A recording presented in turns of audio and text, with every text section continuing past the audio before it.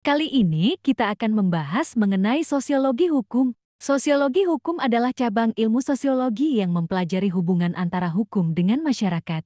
Bidang ini menyoroti bagaimana hukum terbentuk, diterapkan, dipatuhi, dan dipengaruhi oleh norma, nilai, dan dinamika sosial di masyarakat. Menurut Surjono Sukanto, sosiologi hukum adalah cabang ilmu pengetahuan yang bertujuan memberikan penjelasan tentang hubungan timbal balik antara hukum dengan gejala-gejala sosial lainnya. Menurut Philip Nonet dan Philip Selznick, sosiologi hukum adalah studi tentang hukum sebagai sistem sosial yang berkembang di bawah pengaruh budaya, ekonomi, dan struktur politik. Ciri-ciri sosiologi hukum: pertama, empiris, berdasarkan pada pengamatan fakta dan fenomena hukum yang terjadi dalam masyarakat.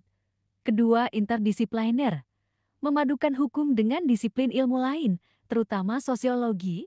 Tiga, deskriptif dan analitis, berusaha menggambarkan bagaimana hukum bekerja dalam masyarakat, bukan menilai apakah hukum itu baik atau buruk. Keempat, menekankan dinamika sosial, fokus pada perubahan dan interaksi antara hukum dan masyarakat. Objek kajian sosiologi hukum antara lain, hukum dalam masyarakat. Bagaimana hukum muncul dari kebutuhan sosial? Peran hukum dalam mengatur kehidupan sosial. Efektivitas hukum. Apakah hukum yang dibuat oleh negara diterapkan dan dipatuhi oleh masyarakat? Hubungan hukum dan nilai sosial.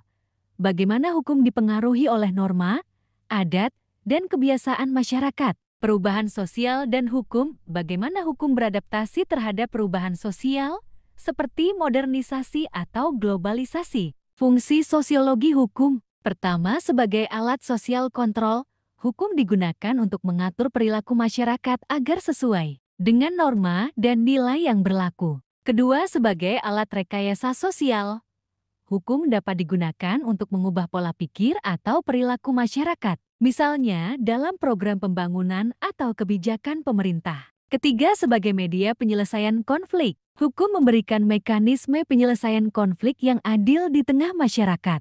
Keempat, sebagai sarana pemeliharaan ketertiban, hukum menjaga harmoni dalam masyarakat dengan mencegah pelanggaran atau tindakan asusila. Pendekatan dalam sosiologi hukum. Pertama, pendekatan normatif, menganalisis hukum dari perspektif aturan tertulis dan bagaimana aturan itu seharusnya diterapkan. Kedua, pendekatan empiris, mempelajari bagaimana hukum diterapkan dalam kehidupan sehari-hari, termasuk hambatan dan keberhasilannya. Ketiga, pendekatan historis, mengkaji perkembangan hukum dalam konteks sejarah masyarakat tertentu. Hubungan hukum dengan masyarakat. Pertama, hukum sebagai cerminan masyarakat. Hukum dibentuk berdasarkan nilai-nilai sosial yang hidup di masyarakat. Kedua, hukum mempengaruhi masyarakat. Hukum dapat mendorong perubahan sosial, misalnya dalam penerapan undang-undang kesetaraan gender. Ketiga, hukum dan konflik sosial. Ketidaksesuaian hukum dengan kebutuhan masyarakat dapat memicu konflik atau ketidakpatuhan. Contoh kajian sosiologi hukum. Pertama, efektivitas penegakan hukum. Studi tentang sejauh mana masyarakat mematuhi aturan lalu lintas di perkotaan. Kedua, perubahan sosial.